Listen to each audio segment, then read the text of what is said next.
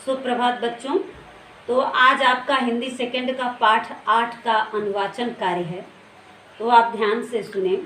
यह कहानी एक जातक कथा पर आधारित है। इसमें समझाया गया है कि राज्य की उन्नति या खुशहाली के लिए राजा का धर्मप्रिय, न्यायप्रिय व कर्तव्यनिष्ठ होना आवश्यक है।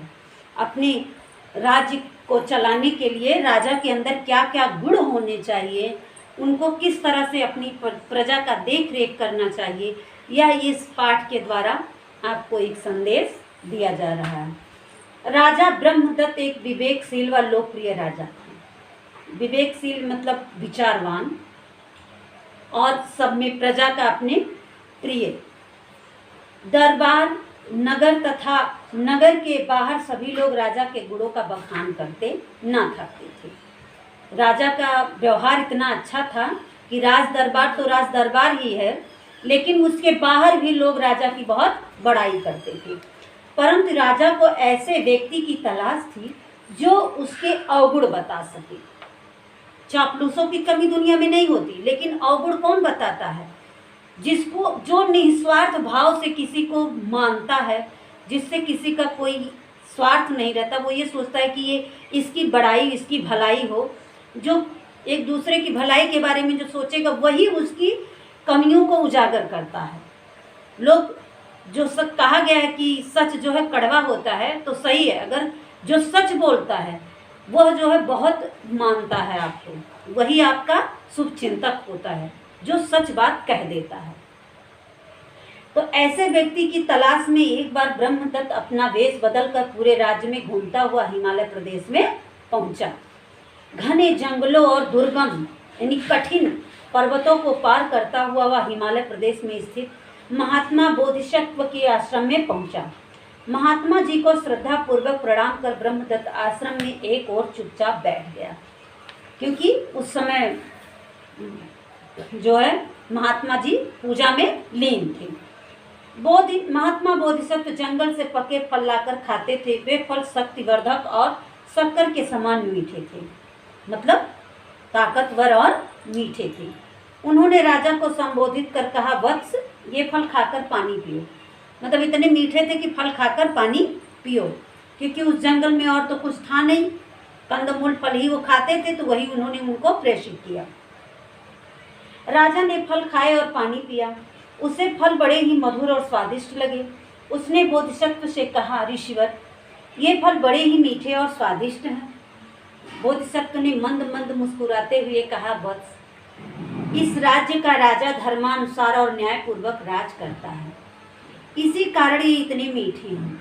राजा के अधर्मी होने पर मधु, शक्कर तथा जंगल के फल, कंदमूल आदि सभी कड़वे और स्वादहीन हो जाते हैं। इसी तरह से बच्चों, घर का जो मुखिया होता है, अगर वह कटुबाणी बोलता है, उसका मन जो है कलुषित है, वह जो है ईर्ष्यालु प्रवृत्ति का है, जो है उसकी अंतरात्मा जो है हमेशा एक दूसरे को नीचा दिखाने के बारे में सोचती है, वह घर जो है बहुत पीछे हो जाता है, उस घर में बरकत नहीं होती है। तो इसीलिए इस पाठ से आपको भी, आप अपने बड़ों को भी बताइए कि वो उनको कैसे रहना चाहिए, धर्म पर चलना चाहिए, सत्य का मार्ग अपनाना चाहिए और झूठ कभी नहीं बोलना चाहिए, और ना एक दूसरे से ईर्ष्या करनी चाहिए। आपके छोटे भाई या बड़े भाई हैं तो ये नहीं कि उनके लिए अगर कपड़ा आया तो आपको भी चाहिए, या कुछ ऐसा करो कि उसके कपड़े को कैंची लेकर काट दो। नहीं, यह ईर्ष्या हो गया, द्वेष हो गया। प्यार से मिलजुल के रहना चाहिए। ये नहीं कि भाई की पेन आपको नहीं मिली तो आप उसका पेन तोड़ दिए, ये गलत है। तो इस तरह से इस पाठ से यही कहा गया है कि जब राजा अधर्मी हो जाता है तो शक्कर तथा जंगल के कंदमूल फल भी कड़वे और स्वादहीन हो जाते हैं। उस तरह से उस घर का माहौल भी बिगड़ जाता है, जिस घर में इस तरह का माहौल होता है। तो केवल यही नहीं, सारा राष्ट्र कमजोर हो जाता है। राजा के धार्मिक और न्यायप्रिय होने पर सारा राष्ट्र शक्तिशाली तथा खुशहाल बना रहता है। जैसे जब आपके घर में हमेशा झगड़ा होगा तो पड़ोसी लाभ उठाएगा। इस पर एक उदाहरण है कि दो बिल्लियां आपस में लड़ रही थीं। एक ने कहा कि ये रोटी मैंने पहले देखी, मुझे चाहिए। दूसरी ने कहा नहीं, रोटी मुझे चाहिए। इस तरह दोनों आपस में लड़ने लगी। अगर दोनों बराबर बांट के खा जाती तो वही दोनों का व्यवहार भी बना रहता और दोनों को आधा आधा मिल भी जाता। तो इस लड़ाई के बीच में एक बंदर आया। बंदर ने कहा क्या हो रहा है? उन्होंने सारी कहानी उसको सुनाई।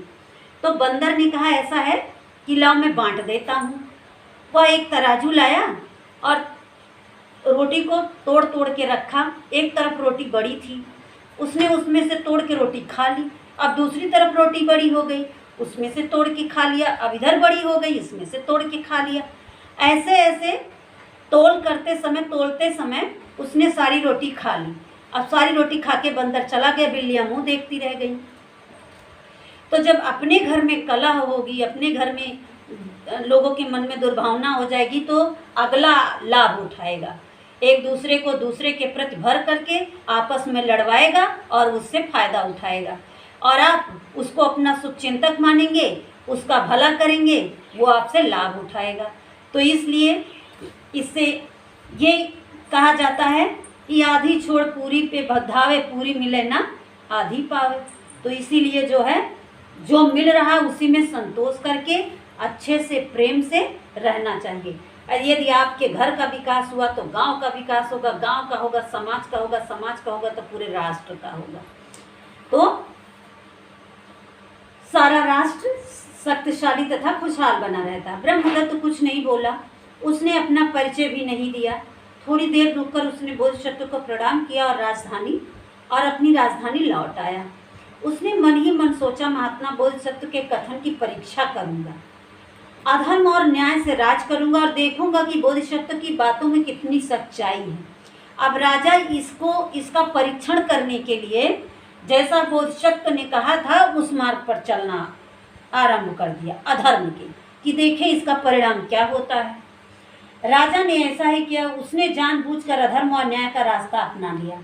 कुछ समय बीत जाने पर वह फिर बोधिसत्व के आश्रम पर पहुंचा और उन्हें प्रणाम कर एक ओर बैठ गया।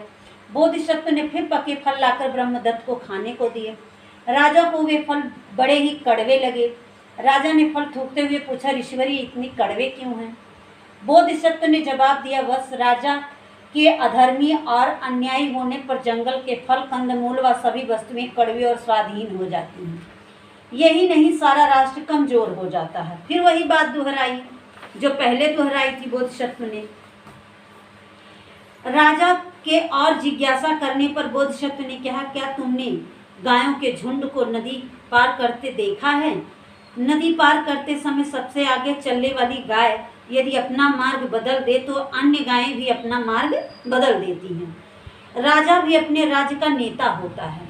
यदि वह टेढ़े मार्ग से जाता है, अधर्म करता है, तो सारी प्रजा कुमार्ग पर चलने लगती है और अधर्म करने लगती है। राजा के अधर्मी होने पर राज्य दुख को प्राप्त करता है। इसी प्रकार मनुष्य में जो श्रेष्ठ होता है वही नेता माना जाता है। यदि वह धर्म का अनुसरण करता है तो उसके समाज के अन्य लोग भी धर्म का मार्ग अपनाते हैं। तो बच्चों, अभी मैंने आरंभ में भी बताया कि यदि घर का मुखिया क्रोधी है, कलुषित विचार का है, लालची है, तो उसकी जो आने वाली जनरेशन है, उसकी छोटी पीढ़ियां जो होंगी, वो भी जो है क्या है कि उसमें जो है वो भी उसी मार्ग पर चलेंगी।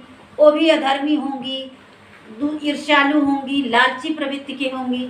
तो इसीलिए जो घर का बड़ा है वो जो है उसको जो है अच्छे मार्ग पर चलना चाहिए, ताकि हमारे छोटे भी, यदि आप घर में बड़े हैं तो आप अपने इस अच्छे मार्ग पर अगर चलेंगे तो आपके छोटे भाई बहन भी आपका अनुसरण करेंगे और अच्छे मार्ग पर चलेंगे। यदि आप गलत रास्ता अपनाएंगे तो वो भी वही रास्ता अपनाएंगे। तो इसलिए जो है इस पाठ से यही शिक्षा मिलती है कि जो है हमें अच्छे मार्ग को अपनाना चाहिए, जिससे हमारी आने वाली पीढ़ी भी उस रास्ते पर चले और घर से गांव, गांव से समाज, समाज से देश, देश से पूरा राष्ट्र विकसित हो। इसी प्रकार मनुष्यों में श्रेष्ठ होता है वही नेता माना जाता है। यदि वह धर्म का अनुसरण करता है तो उसके समाज के अन्य लोग भी धर्म का मार्ग अपनाते हैं। तो जो है बोधिसत्व से यह शिक्षा प्राप्त कर राजा ने अपना परिचय दिया।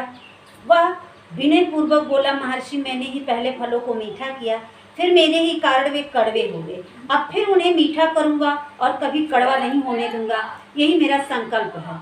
बोधिसत्व को प्रणाम कर ब्रह्मदत्त राजधानी लौट आया और न्यायपूर्वक राज्य करने लगा। उसका राज्य फिर धन धान्य से लहरा उठा और कंद मूल फल सारे सब मीठे हो गए। प्रजा खुश रहने लगी और उसके राष्ट्र के ताकत, उसके राज्य के पावर को देख करके, ताकत को देख करके दूसरा राष्ट्र भी उससे डरता था। दूसरे राजा भी उस पर जो है आक्रमण करने से डरते थे।